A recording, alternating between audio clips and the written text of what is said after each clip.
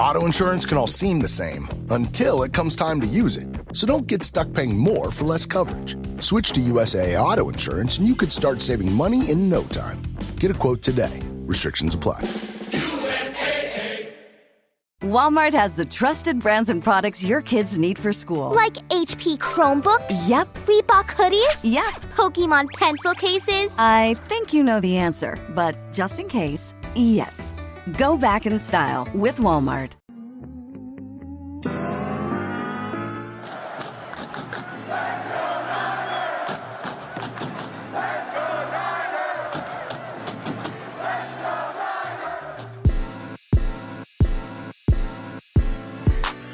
Welcome into 49ers Access. My name is Sterling Bennett, and we have a ton to react to today. A lot of Brandon Aiyuk news, a lot of conversations regarding Brandon Aiyuk. John Lynch spoke today, Kyle Shanahan spoke today, and Brandon Aiyuk no-showed today. Plenty of other news to get into as well. Trent Williams updates, a lot of injury updates.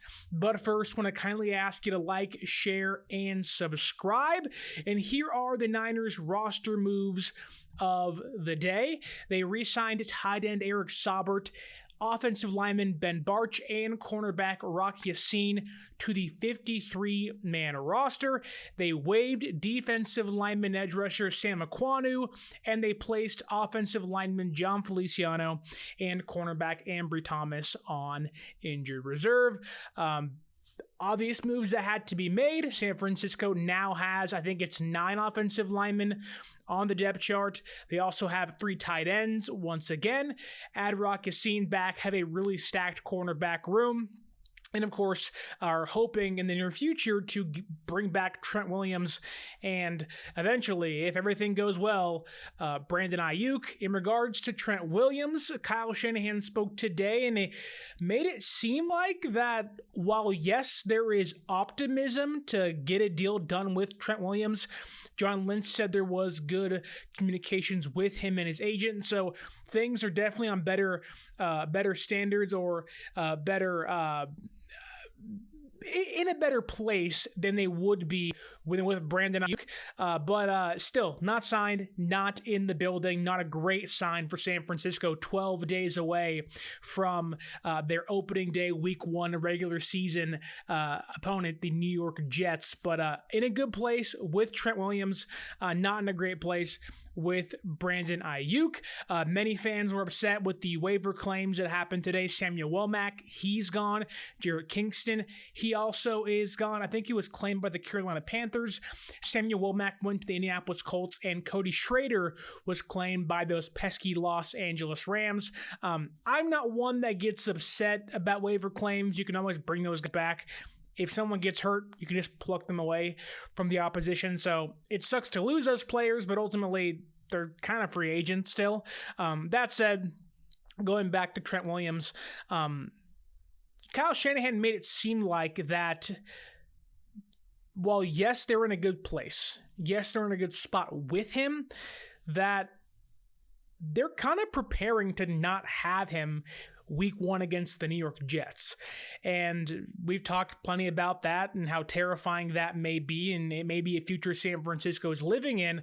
You know, the Trent Williams situation, unlike the Aiyuk negotiations, really feel like that all it takes is one phone call and it's done. The Trent situation feels like they're on good terms. There's no hard feelings. Although Trent might be more willing to hold out longer. I think he held out pretty late into 2019 with the Commanders winning a brand new deal and had no problem doing so. But Trent, I think, all John has to do is call Trent up and say, here's your guaranteed money, and it's done. Like, it really, you do not let a player like Trent Williams not get the most money. I didn't want to be at training camp. That's fine. You're a vet. You're a future Hall of Famer. Don't need you here. I get you didn't want to play in the preseason. Everything applies to that as well. But you're 12 days away, going on 11 days once you go to sleep tonight, 11 days away from week 1 against the Jets. You're telling me you do not want to have the best potential offensive line you've ever had because you don't want to pay Trent Williams? That's asinine. That's crazy. I do not believe that's going to be the case. I think they're going to pay Trent. They'll get that figured out. And again, there really is no drama there. It's just a Hall of Fame player that says, I want to get paid money and deserves that money, and I think they'll eventually pay him that money. Now, unfortunately, when you move to Brandon Aiyuk, which is what this podcast is about, and feels like every single podcast we have done for the last, 4 months has been about, today was different. Today it felt like the San Francisco 49ers brass, meaning John Lynch and Kyle Shanahan, had turned over a new stone when talking about Brandon Aiyuk. It felt like that they were fed up. They were done talking about it. You can tell there was underlying irritation.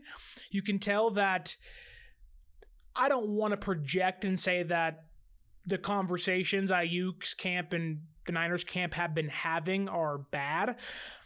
It just really feels like that they're done. They have reached a point of, although not no return, really hard to return. I think San Francisco feels like this deal should have been done back in April. Some of that's their own fault for not getting it done, but now they're, again, 12 days away from week 1 against the Jets, and Aiyuk's not in camp, not at practice, and today, again, was a much more stern vocalization of their opinion of BA. Shanahan more candid. John Lynch more candid, to a point of like, when Lynch and Shanahan usually talk to the media regarding contract negotiations or money being moved from one player to another, or, as players sign a big contract, they play the PR game. Oh, everything's fine, no new updates, this, that, and the other. Aren't very emotional, just say, hey, things will take care of themselves. And you can go back to the first day of training camp. That's very much how they felt. Although this thing has lingered to the end of it, even at times when Shanahan or Lynch have talked in between training camp's beginning and where we're at today, much more, refined and polished, no updates, nothing new to report was a common phrase utilized by Lynch and Kyle Shanahan throughout the process. But today, it definitely felt like, when you're younger and you mess up at the house, do something wrong, and your mom threatens to call your dad, and your dad comes over, your dad gets home from work, and you're just shivering in your boots like, what is my dad going to do to me? It felt like John Lynch and Kyle Shanahan were in dad mode. They were done. They were fed up. They were tired of the charade, tired of the negotiations. They felt like this shouldn't have got this far. And again, you can blame yourself for that. Sure, you can blame Kyle. You can blame John. I blame Jed York and also blame Brandon Aiyuk, but today was a much different story when Lynch and Kyle Shanahan talked about Brandon Aiyuk, and it all started with reports, I believe it was early this morning, from NFL Network's Mike Garafolo, when he stated that there's an understanding that Brandon Aiyuk is going to practice today, and it was kind of tossed in, wasn't part of the main chunk of the report, just was like, oh, and this. And I heard that and I said, wait a minute, is that the Niners' understanding of the situation, or is that Brandon Aiyuk's understanding? Because those are very different things. The Niners could feel like, okay, we are now in week 1 preparation. We are now gearing up for regular season action. You need to be here. Meanwhile, Brandon Aiyuk's like, vacation, I'm going home to my girl, my baby, whatever I have at the house. I have no idea if he has kids, but going in the pool, we're hanging out, we're waiting for the money, the brink truck to find its way to my California home. You can tell that the way it was reported, the way it was stated, that these two sides were not on the same terms. It was not understood by both parties. Now, I would like to believe that John and Kyle and maybe others inside San Francisco's organization in the front office had made that clear to Brandon Aiyuk. You can tell by the way Lynch answered the question, hey, John, is Brandon Aiyuk going to practice today? We'll see, said John Lynch. I know he's here today, and that's the expectation.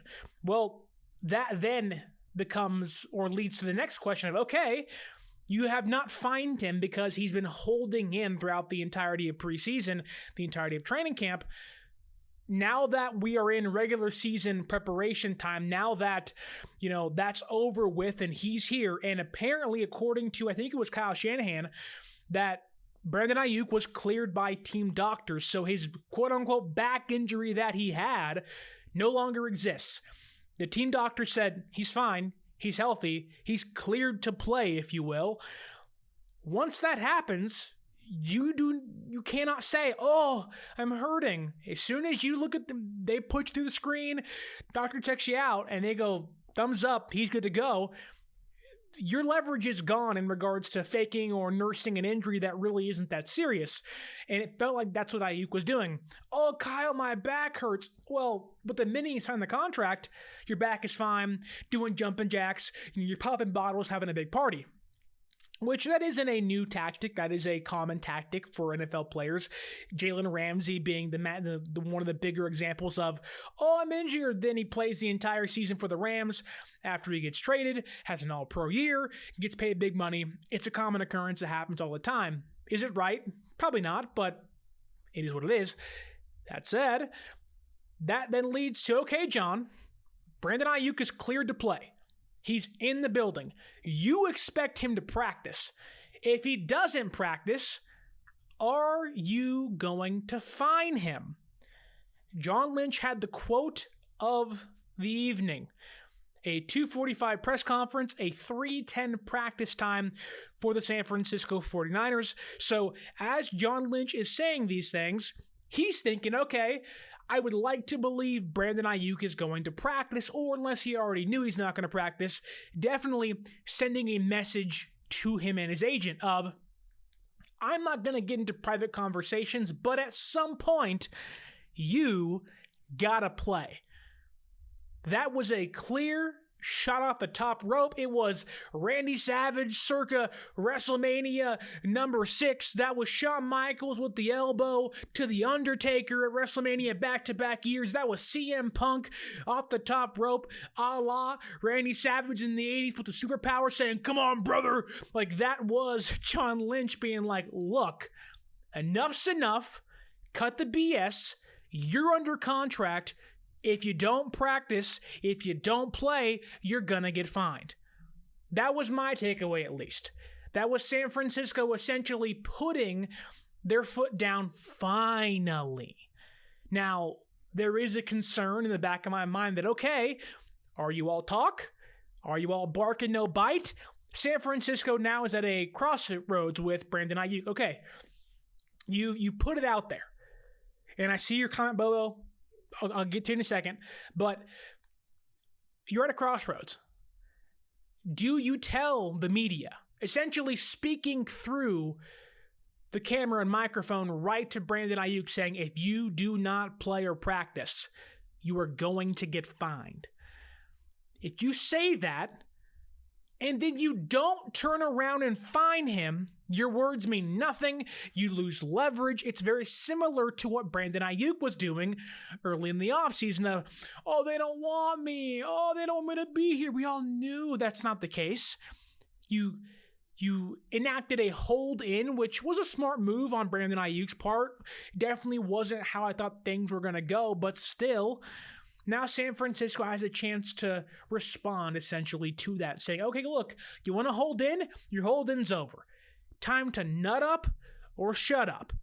You threatened to fine him, so fine him. Now, it isn't too much. I think it's $10,000 or it's $6,000, then it's $10,000, then it's $14,000, and it escalates from there. So not a lot of money. It's not $50,000 like Trent Williams was because he held out.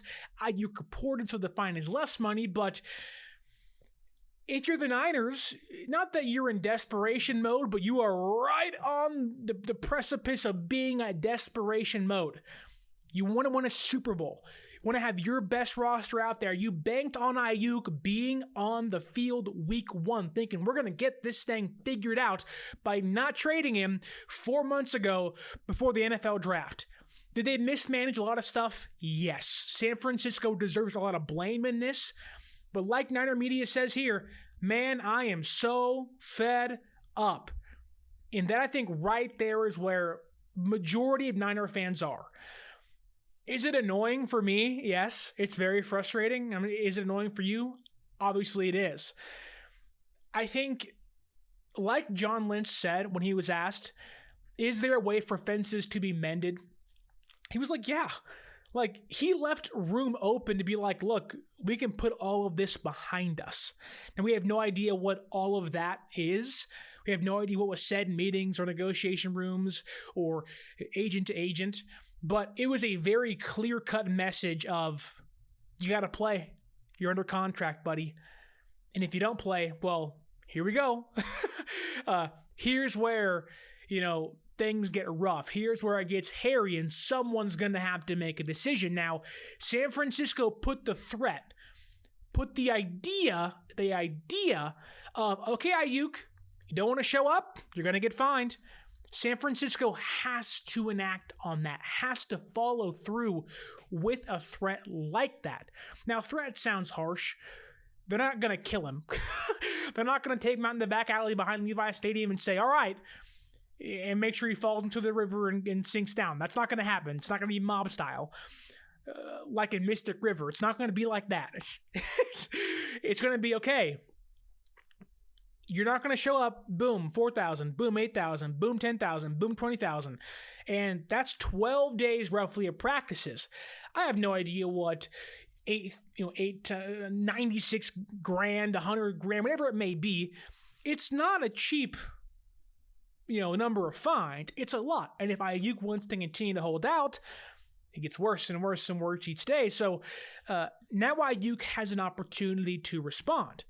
Yes, if San Francisco finds him tomorrow, if he doesn't come to practice, good for them. It's the right move to make.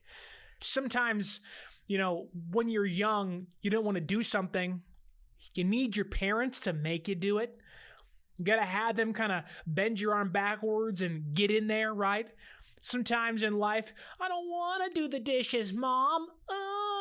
Okay, well, get your butt in there, Johnny. I'll grab you, I'll smack your you-know-what, get in there and wash the dishes. I don't want to take the trash out. Well, that's too damn bad, Grandpa. I'm tired of digging holes, Grandpa. Well, that's too damn bad.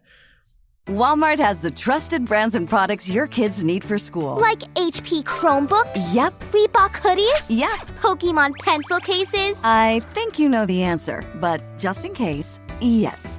Go back in style with Walmart. At this point, San Francisco needs to be an authority figure. Needs to say enough's enough. We're done playing the game.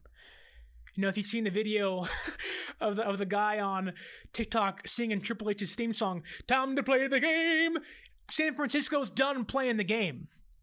This is their opportunity to say, no, we're done. Fine. You have dragged this thing out. Dragged, whatever it may be, this thing out long enough. It's over with. We're done, tossing offers back and forth. Here's the final offer. Take it or get out.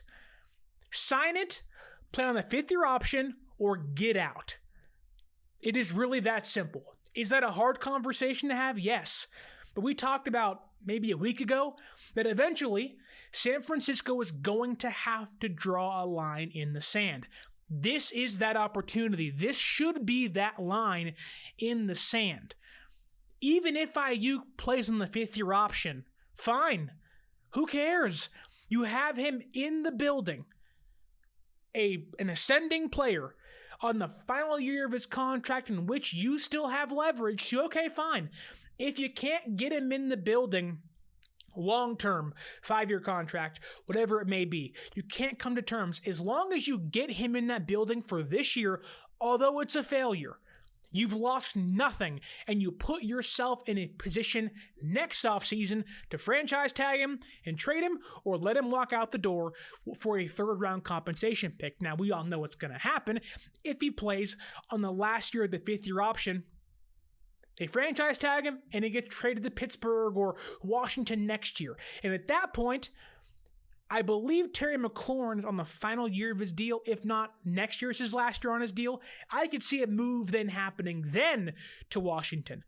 I can see a team like Pittsburgh then paying up for Aiyuk, knowing where draft order is, knowing where teams are, financially in the record books. It really does give San Francisco another full offseason to retool, figure things out. And at that point, you can reassure Deebo Samuel. Ricky Pearsall has one full year in the offense, and Brock Purdy's then paid. San Francisco does not want to deal with this next season. They have bigger fish to fry, mainly Brock Purdy. San Francisco is either going to wash their hands of this and say, we're done, we're good, fifth-year option, or you're getting fined. We're not trading you. It's not worth it for us. The Pittsburgh Steelers offer, not good enough. Second, third-round picks, screw off. We're either going to have you for one more year, or you're going to rack up fines every single day. And you better hope you don't become Le'Veon Bell Jr. Oh, big contract, a failure of an athlete after you left Pittsburgh. That's the last thing Aiyuk wants to be. You hear him talk, oh, I want to have more targets. I want to be a number one receiver. You know how you be a number one receiver? By not taking a full season off, hoping you can get back to where you were. I am someone that believes if you're not getting better, you're getting worse. It doesn't matter what profession you're in. You're a writer, you're a journalist, you're a YouTube content creator, you're at Walmart stacking the shelves, you're unboxing, it doesn't matter what it is. If you're stagnant and it is sitting around doing nothing, you're getting worse. San Francisco does, despite this arduous, tenuous, terrible offseason that has been not signing Brandon Aiyuk, has the ultimate, dare I say, middle finger right back to him of, okay, fine. You don't want to play anymore? We're done playing too. You don't want to sign a contract? We offered you $28 million estimated. We're giving you $70, $80 million guaranteed. A fair offer, which you can say no to, fine. But if you say no to, we're good. I'm done. We're good. And if you're not on the field the next day for practice, watch that paycheck go down in value every single week, and then come tell me how happy you are. When you miss week 1, and you miss week 2, and you miss week 3, and you miss week 4, and if things go terribly, because San Francisco is still a darn good team that has a franchise quarterback, an offensive player of the year, an all-pro receiver, an all-pro tight end, and hopefully back in action, an all-pro Hall of Fame left tackle, an all-pro linebacker, a defensive player of the year at defensive end, and they have young, promising cornerbacks and safeties. You think they're not going to be winning without you? Now, they're not going to win as much, but they're still going to win a handful of games. Do you want to miss an opportunity? And if you go to Pittsburgh or Washington, probably your best opportunity to win a Super Bowl.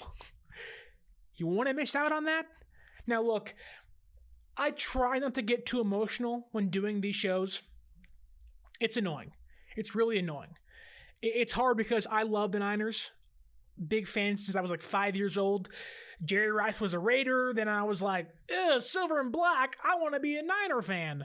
You know, love the young teams. Alex Smith, Cody Pickett, yikes. Frank Gore, Kevin Barlow, Garrison Hurst. Then the horrible, I get it. I am tied to this team for life. Behind me, I got Bubba Paris right here, signed at a Safeway a decade ago. I got Joe Montana with the Chiefs, Niners, and the Notre Dame Fighting Irish behind me. Red and gold till I'm dead and old, right? That's the motto. I have Niners credentials right here. Going to training camp, part of the media. I am in this for life. Taking my emotions out of this, I have a hard time believing there is going to be an extension made. Now, do I hope? Sure. Of course I do. Bobo here in the comments, Bobo, you were one of the few people that was saying they're going to trade him. He's going to be gone. Now you're saying, I still believe Aiyuk will be out here this season. Now, maybe it's a fifth-year option thing, but because San Francisco has gone so far in this, because they have kind of reached this crossroads of, okay, if you don't want to play the game, we're done playing as well. I don't know how, not that you come back from this, but just how do you come into a meeting, shake hands, agree, and it's kumbaya. Now, let's be honest here. Money fixes everything. It does not matter. People say winning fixes everything. winning's great and all. Have you ever held $1 million? I haven't. If I did, I'd do a lot for $1 million. We used to have this quote in high school, and forgive me if it's inappropriate, but $15 make me holla, man. Like, if you're going to give me some money, you're going to get something out of me as well. So if Brandon Aiyuk is asking for $28 million, I mean, hey, there is a smidge of hope. There definitely is. But I have a hard time believing that in the next few days, although a resolution feels like it's coming, that resolution no longer feels like an extension. The resolution feels like either sit out or play on the fifth-year option, which is so disheartening to believe. And I hope I'm wrong. Like, I want Aiyuk to be here. When they drafted Ricky Pearsall, everybody was saying, like, it's Aiyuk or Debo, pick one. And I totally get that. That was, definitely out there in the world. But I was of the understanding or of the belief that drafting Pearsall was to also pair him with Brandon Aiyuk, to have this, consistently open wide receiver on the offense no matter who you're playing. And that's still the hope in my mind. That's the hope that this year is a maximize your value and, again, bring back Aiyuk for a long contract. That's still the hope. I just have a hard time believing that that's actually going to happen. Now, could they go DeAndre Jordan style and lock him in the room and figure things out and say, we're not leaving until we get this thing done? Yes, that can happen. They are not at a point of no return. It's just a really hard U-turn to make. When you have a big truck and they have small intersections, you got to back up and then hit the reverse in the middle of the road. People are like honking at you. And you're like, I know, I'm sorry. I missed my turn. That's what this will be like for San Francisco. That first Aiyuk press conference, if they actually do come to agreement, or that first press conference, if they make him play on the fifth-year option, is going to be content gold. It's going to be terrible. I'm hoping that they grill him. Not for the sake of myself, but just because we've not heard from him really at all.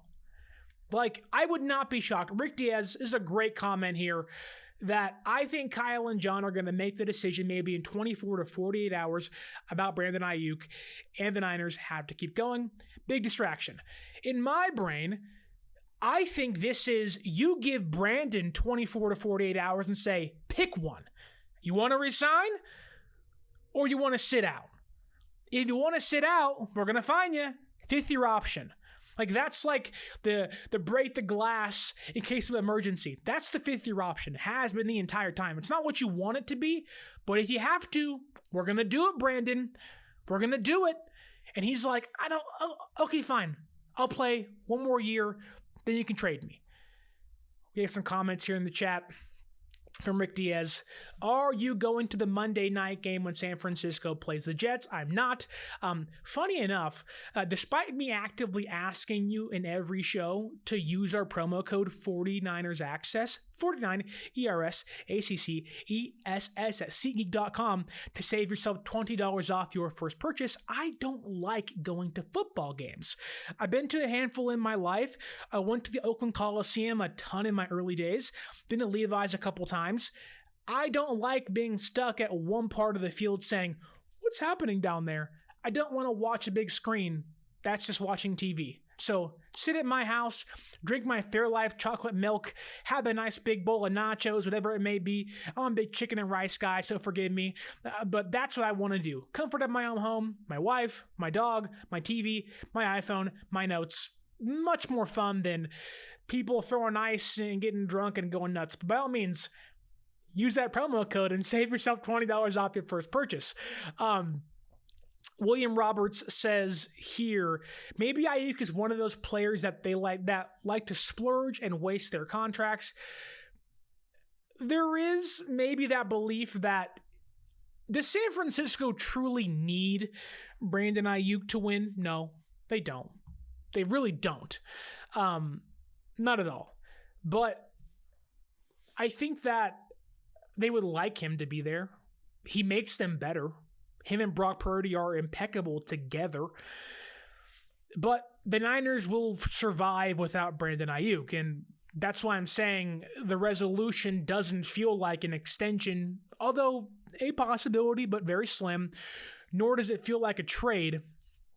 There's almost like a twofold resolution of, okay, agree to play one more year, but then we're going to trade you. That way, San Francisco gets the best of both worlds, albeit not the resolution they wanted it to be, but you get to maximize this season, the last season, and maybe, and I hate to do this, but losing Brandon Aiyuk will give you extra money to pay Hufanga, Dre Greenlaw, Lenore, Mooney Ward, splurge other places. Many of you want that right tackle. Maybe you get that right tackle and say goodbye to Brandon Aiyuk, and Pearsall ascends to being an Aiyuk-like player, which in a perfect world, that's kind of what it is. You replace Aiyuk with Pearsall, albeit that wasn't the plan on draft night, just kind of how things have seemingly unfolded. But there is a way where maximize this year, trade him next offseason, and say whatever. Like, it's without knowing the draft order next year, I'm assuming Washington's top 10. They might surprise and be, top 15. I also would assume Pittsburgh's in the, 20s to late teens. And maybe a team like Denver comes calling, or, maybe Aiyuk's horizons are opened up. Like, okay, like you're in the exact same spot you were next year as you are this year, although we actively are trying to trade you. If it's pre-draft, someone's going to give you more than you thought you wanted. It's like baseball, right? When you have a young prospect, this is going to be crazy, but the Niners could find themselves in a, Chicago White Sox situation. Now, very different organizations, different sports, and very different places with where they're at from contending to rebuilding, but the White Sox this season, did not trade Garrett Crochet, their starting pitcher. He was going to be the number one starting pitcher on the market. They said no. Didn't trade Luis Robert, big name hitter, although struggling this year. They're going to wait till the offseason. You want to know why? More teams are optimistic. More teams are involved. There's every team saying, hey, we can contend. Who doesn't want a 27-year-old, 26-year-old star wide receiver in the last year of his deal where you have the opportunity to extend him, right? I think that, football's different, that you have 5 starting pitchers per team, a 40-man roster. There's so much roster turnover each year. Football, very different. Football, at least when you're good, usually you maintain that core for a long time. Aiyuk is supposed to be part of that core. Like Papa J says here, in baseball, you can find 70 players out of 100 that can do the job. In football, only one Brandon Aiyuk. I would agree. That said, when you know that you're willing to trade a player, like had San Francisco been willing to trade a player this year, it would have been a Brian Thomas. You would have had, a top tier receiver. Pearsall is great and all, but he isn't a number one guy. He's a ancillary piece that can be a 2. That's what he is, and he's good at that, really good at that. It's hard to find that player, but he's not a dominant, 6'4", 6'5", not Marvin Harrison Jr., not Rome Odunze, not those guys at the top of the draft order. Whereas next offseason, I have not even started my draft prep, because why would I? When you know who's out there, what the prospects are, done your scouting, and you're anticipating trading a player away, it gives you so much more. I don't want to say like you've accepted it, but it also kind of gives you this like, okay, we have a plan in place. Whereas this year, the plan was to always re-sign Aiyuk, and if that doesn't happen, next year you go into the offseason, the draft process saying, hey, we have to find a receiver and or find a great player to replace Aiyuk with. That gives San Francisco a little more, I guess, pre-planning that can be done. Does it stink? Sure. But at the moment, right now in 2024, August 28th, if you're listening on the audio platforms, August 29th, San Francisco seems kind of done. Now, how much is that done? I have no idea, but it feels like they're just done. They're just kind of like, we're good, we're done.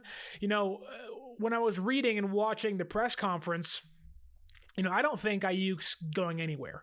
I know we have Steeler fans all over Twitter. Am I the only person? And forgive me if I am, but if Aiyuk gets traded, that sucks. But if all the teams, because the way they've acted, I do not want to see Aiyuk go to the Pittsburgh Steelers. Like, it's obnoxious how many accounts on X, on Twitter, usually blue checks, content farming, where I see them being like, you really think he's going to be in Pittsburgh? Ah, ha, ha, ha. And you're like, who are you, man? Like, there has been no sourcing that's like, a deal is done. It's like, they have an agreement in place, but they want to re-sign Aiyuk. Like, of all the teams, trade him to Denver. You can give him to the Raiders. At this point, you can give him to the freaking Seattle Seahawks. And that's crazy to say, and I'm probably wrong in saying that. You can give him to Kansas City. Maybe not Kansas City. But I do not want to see him go to the Pittsburgh Steelers. It's been obnoxious. How many fans? And Spice Creation says here, y'all obnoxious too, talking down on other teams. Well, I'll say this, Spice Creations, that the reason why Niner fans have the ability or have the luxury of talking down to other teams is 3 straight NFC championships, 1, 2 appearances in the Super Bowl, which I'm not saying it's right. Be respectful. Everyone should be respectful. But we got teams that were like 5-10 last year, like, oh, the Niners' downfall. It's going to be hilarious to watch. Like, they don't have the best roster in football, even without Brandon Aiyuk. I know it's content farming. I know people are just messing around and they're just, they're trolling. They're just trolling. But it's like, oh my God. Like, you act like Aiyuk makes or breaks San Francisco. He's not you, Spice Creations, but fans out there are like, the downfall of the Niners is going to be great to watch. Eagle fans, we walked into your own home, smacked your mama in the face, and left laughing while you sat there like, Mama, I don't know what to do. And your season fell apart. When you do those things to other teams, you had the luxury of talking a little more smack. Ask Dallas Cowboy fans. They know what it's like to be owned by San Francisco. Hard tackle cornerback, what's going on? Rob Smith says here, going back to our do I like going to football games? Am I going to the Jets game against San Francisco at Levi's? He says, I go to all Giants, Jets, first Niner games since the 90s. Haven't missed a game. Saw a lot play for the Jets. Wow. You must have seen Frank Gore on the Jets too. Not fun. I guess that was 2020, wasn't it? So maybe you didn't. What a crazy time. Terrible time to be alive. Albeit we're still alive, so it's pretty good. But, going back to Brandon Aiyuk, getting very off topic here. Niner fans on Twitter or Instagram, going back to the purpose of the show, being fed up with him. You see comments that are like, trade him already, I'm done, I'm finished, forget him, trade Aiyuk and pay, Trent Williams, which they can do both. Keep in mind that. But if I'm San Francisco and I can't find a deal and, there's no way to, make an agreement with him, like, we're at a point where Aiyuk doesn't really have any leverage. Like, what can he do? Okay, okay. So we went from Aiyuk having no leverage to Aiyuk having trade leverage to now back to Aiyuk having no leverage. Like, yes, I get he can pick a team he wants to go to, refuse to sign an extension with, say, Denver, say the Patriots, say the Browns. He can say no to where he wants to go. That can also still happen next year as well, but that's where it gets a little more desperate. That's where next year on a franchise tag, he's not going to sit out 2 years in a row. He's not going to not get paid and not have guarantees 2 years in a row. His options will be much wider, his horizons. The pastures of green he thinks he will be arriving to will be much more plenty. Now, ain't always green on the other side, but he will think it is, much more than right now. I do believe San Francisco and Brandon Aiyuk still want to come to an agreement. I think Aiyuk wants to be here. I think he's wanted to be here the entire time. There has never been a point in time throughout the entire process where I've said he doesn't want to be in San Francisco. He's in fact never said he doesn't want to be in San Francisco, which is why it's so mind-bogglingly dumb, for lack of better terms, of how they have not come to terms. Now, Aiyuk can be playing this extreme hardball game, which he seemingly has been, but where they're at today, it much like the relationship, although bad terms, kind of like you're going to break up with your girlfriend or boyfriend, but there's still an opportunity to mend the fence. But with where Aiyuk is at right now, it's like, okay, like San Francisco has the leverage on you, where a week and a half ago, things felt bad for the Niners. Okay, well, week 1's coming up. Are the Pittsburgh Steelers going to hold that offer in place and say, okay, San Francisco, whenever you're ready, okay? Like, they're not going to do that. Pittsburgh will then turn their focus to playing football.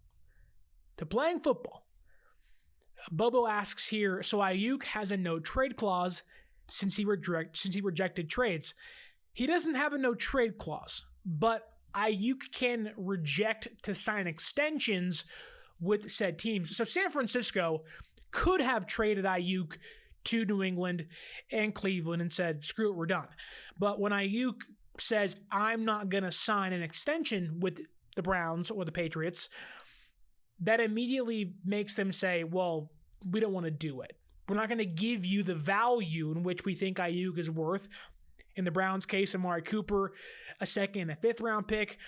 In the Patriots' case, I think it was a second, a fifth, and Kendrick Bourne. That's my understanding of what was offered, who was hurt anyways. So, like, what's going on? Whatever. Story for a different day. But now we're back to Aiyuk, kind of like, I don't know what to do. Like, I want to play football, but, like, nobody wants me. Like, and it's so funny, I didn't watch The Fresh Prince of Bel-Air a lot when I was younger. I'm 27, and I was watching Nick and Night, Full House, and Friends was always on. I was a big Family Matters kid. I loved Steve Urkel, because who didn't? But in Fresh Prince of Bel-Air, he's like, nobody wants me. And the Niners are like, I am right here. Like, I am right here. Like, I want you. Like, if you just open your eyes and see, we're like, hey, Brandon, we'll house you for the next 4 or 5 years. We'll pay you top dollar on the market. And it's like, I don't think that Aiyuk's asking for Justin Jefferson record-breaking money or CeeDee Lamb money. I can almost guarantee you, when it's all said and done, if they indeed trade him or can't come to an agreement, it is going to be like the smallest, minute thing where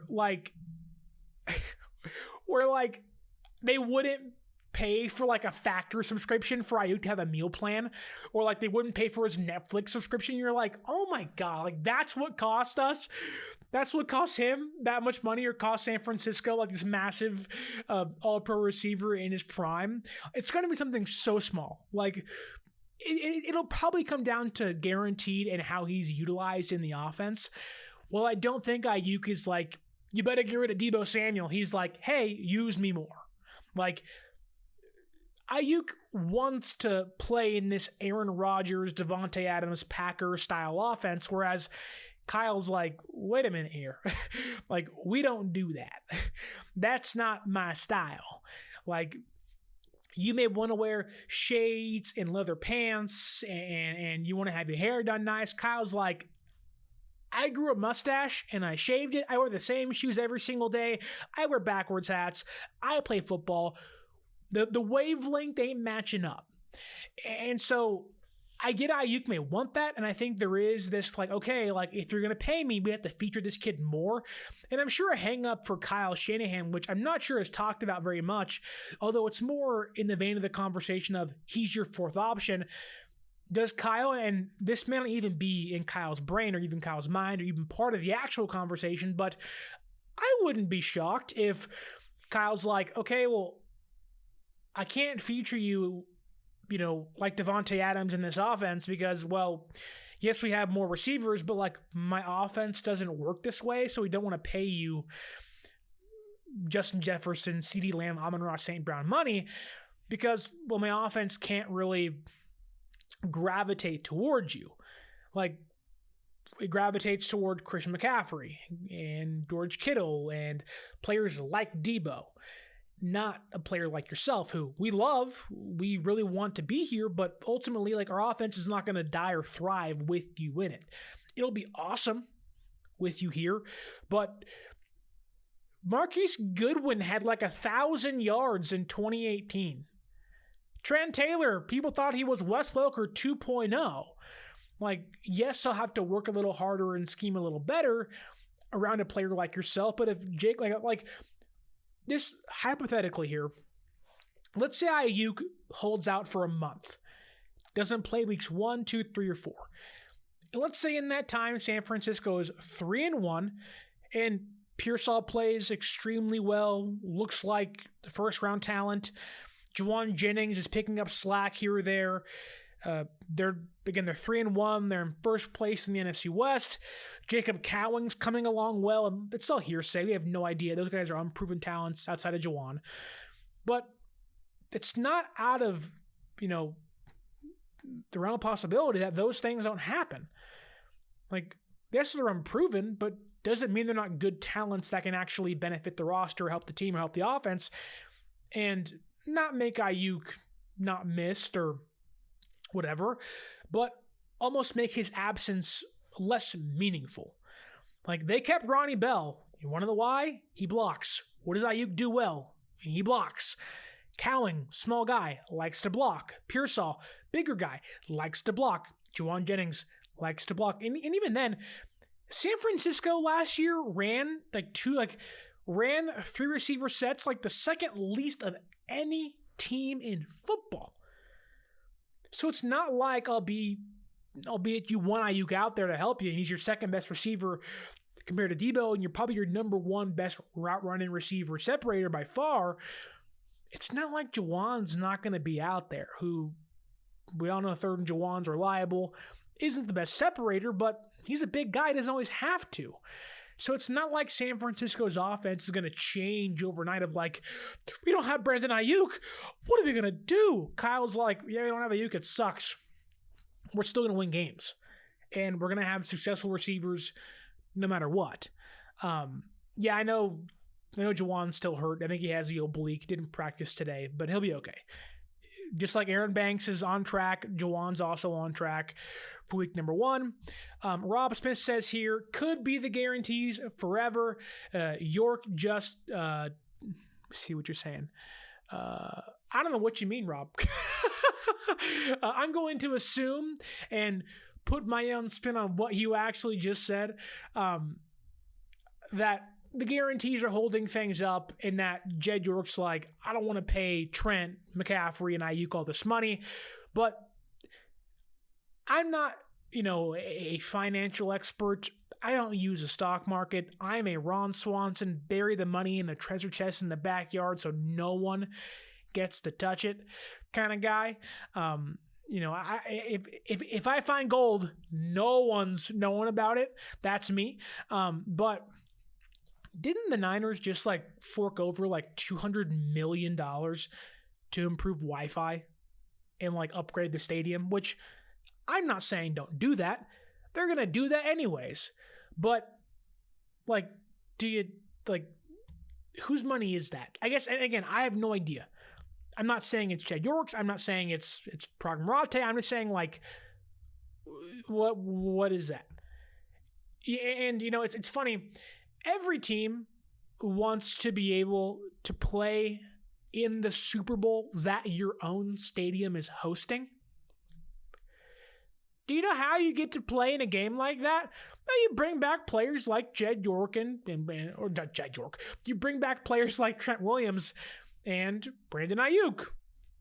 That's a thought. That's an idea. And yes, I think it's Jubal Ray. Slick Ricky Pearsall is in a blue jersey again. Yes, the shoulder injury is lingering, but he practiced 2 days in a row. So there is some progress there. I would assume by next week, early in the week, he's probably cleared, good to go. Like he's ready. I'd be more concerned about Isaac Guerendo, who hurt his groin. Now, I pulled my groin plenty of times. I don't have the thighs and quad muscles that Isaac Guerendo has.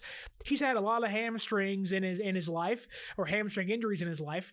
So his lower body, his upper legs, if you will, are kind of a hazard of like, hey, if you're playing college football 25, it's going to say severe injury risk on his name all the time.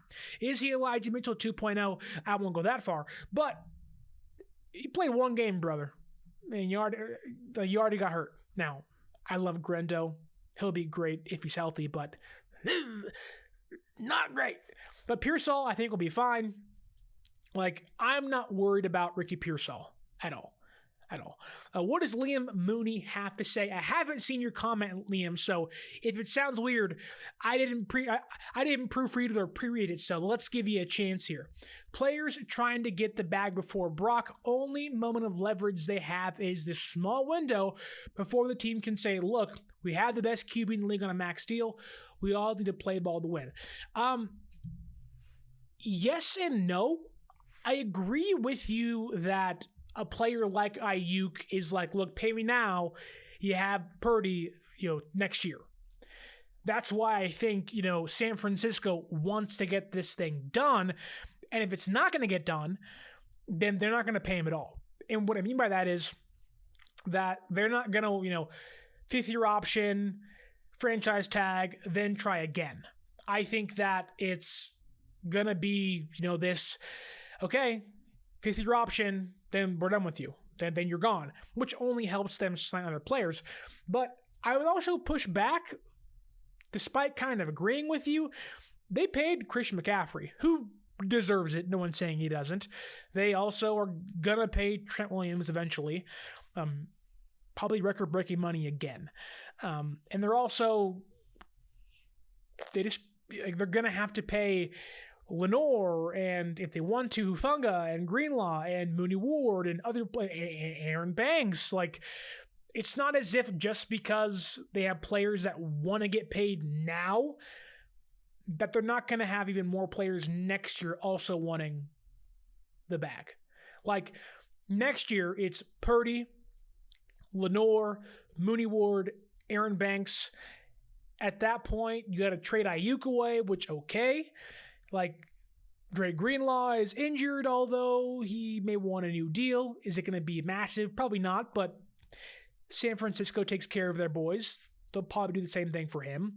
Like, there is this, like, okay, you may have 5 guys next year that want, massive contracts and Brock Purdy. So I agree with you in the sense that Aiyuk and San Francisco want this thing done, taken care of, but the way it's progressed doesn't make me think an extension is looming. It feels like 5th-year option or just get fined.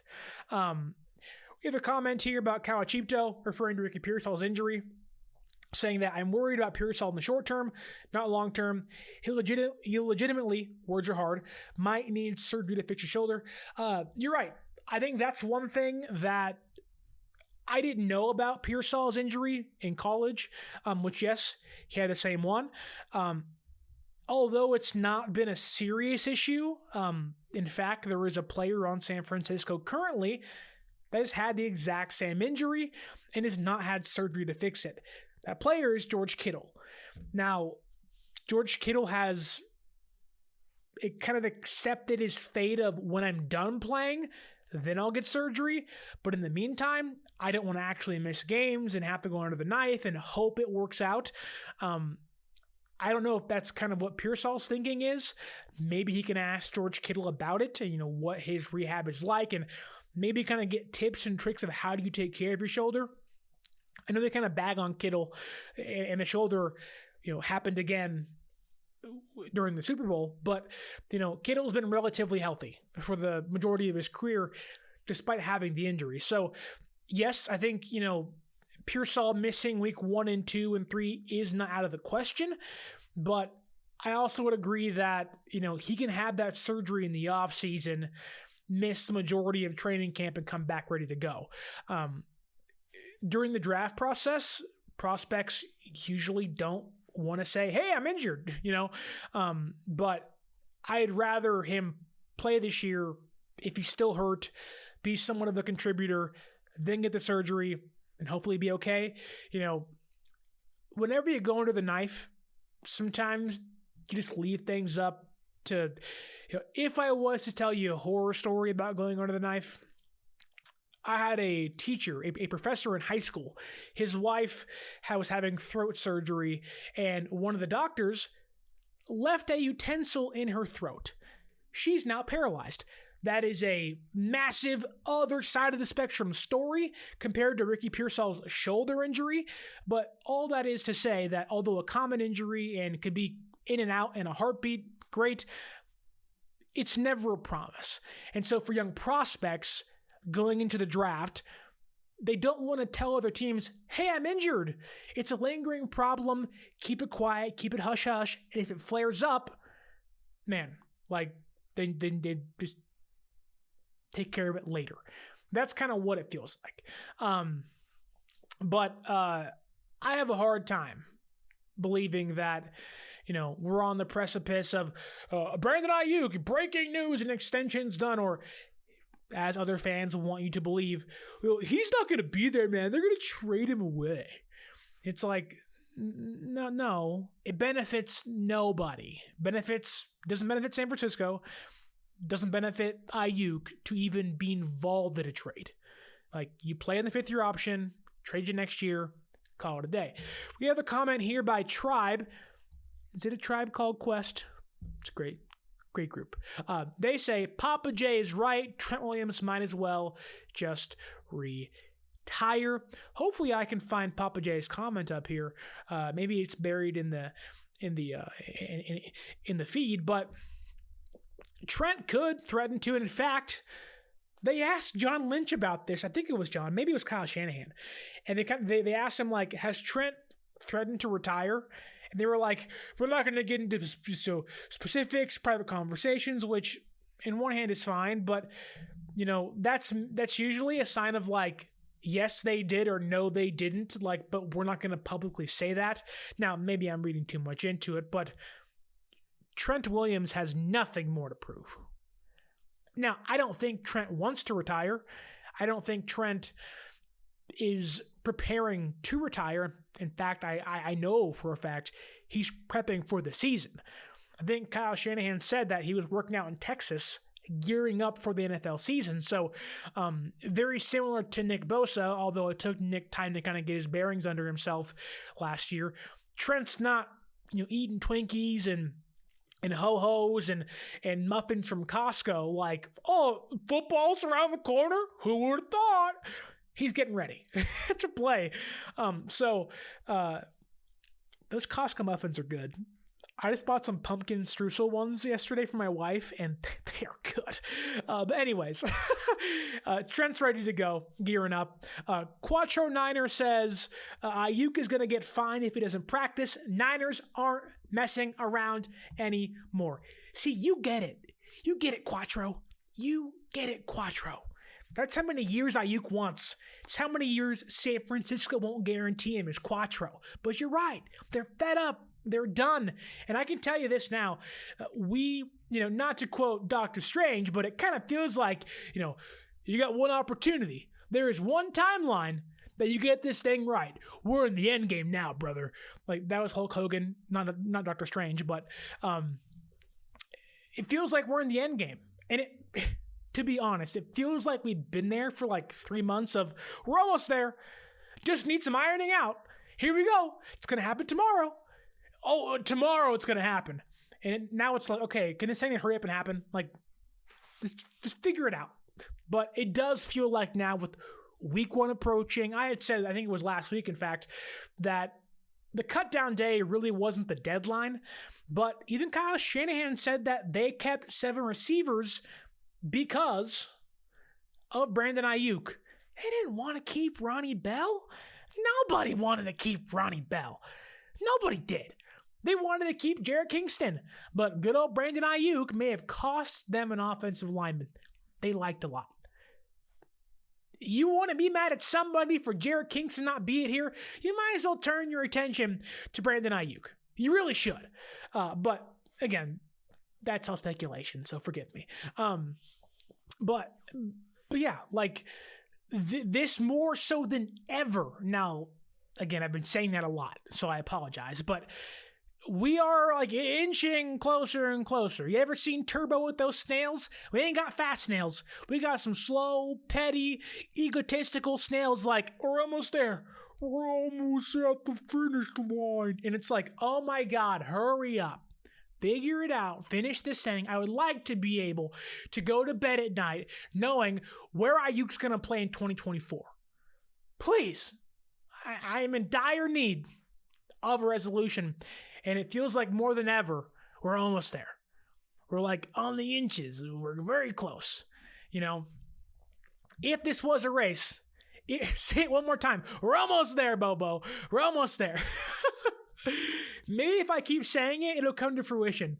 You know, if I go, I'll tell you what, I'll go outside tomorrow, take my wife to work, tell her, have a great day, honey. I love you so much.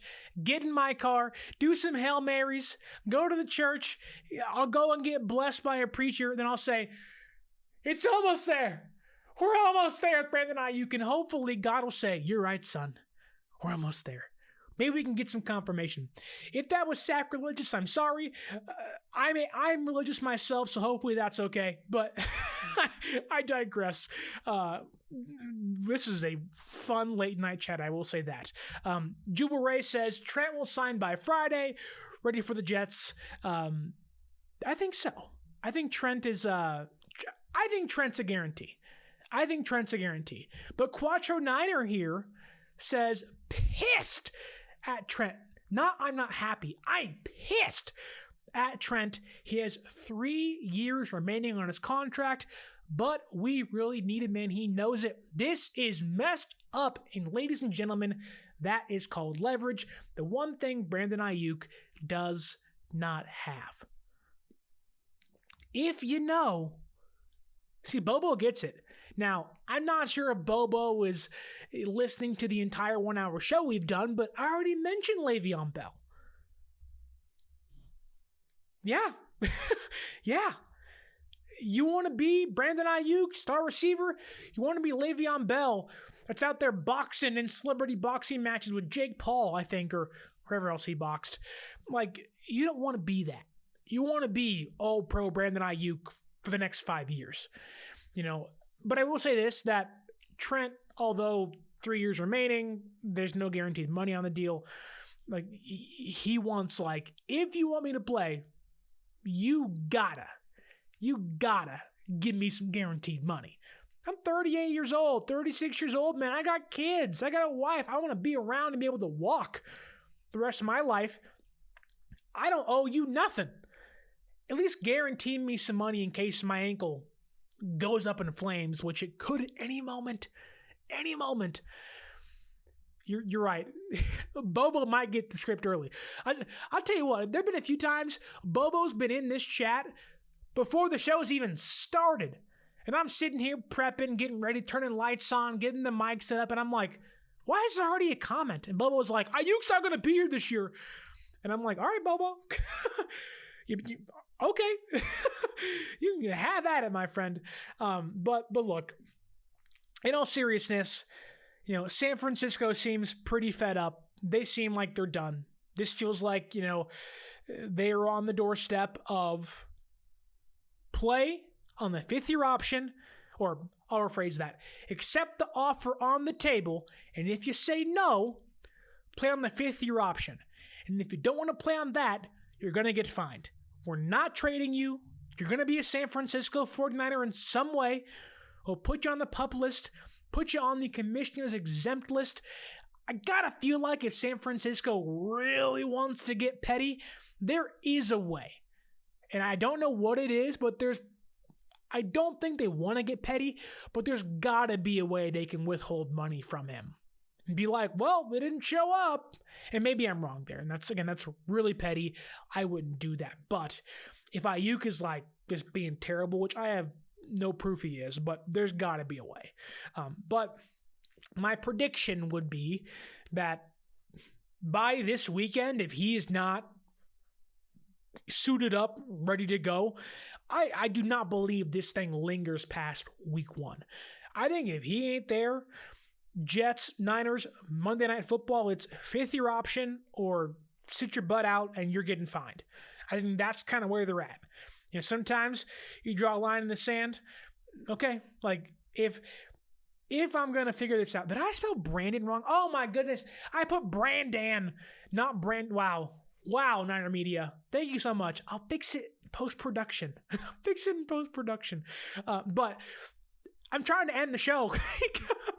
But this feels like that, you know, there is a resolution coming. May not be what you want, not what I want. I don't think it's actually what Aiyuk or the Niners want, but it feels like it's coming up. This finally feels like the end of the line. If you've seen Tron and you get that reference, we might be best friends. But that's all I have for you today. It's been a really fun show. Thank you guys, Niner Media, Rob Smith, Jubal Ray, Bobo, Quattro, Niner, Tribe, Kawachipto, Liam Mooney, everybody else, Spy Nick Danger. I'm going to go up the entire list. Papa J, Spice Creations. Who else is in here? I think I got everybody. Hope that was all. Rick Diaz, William Roberts, me out this piece. Alrighty.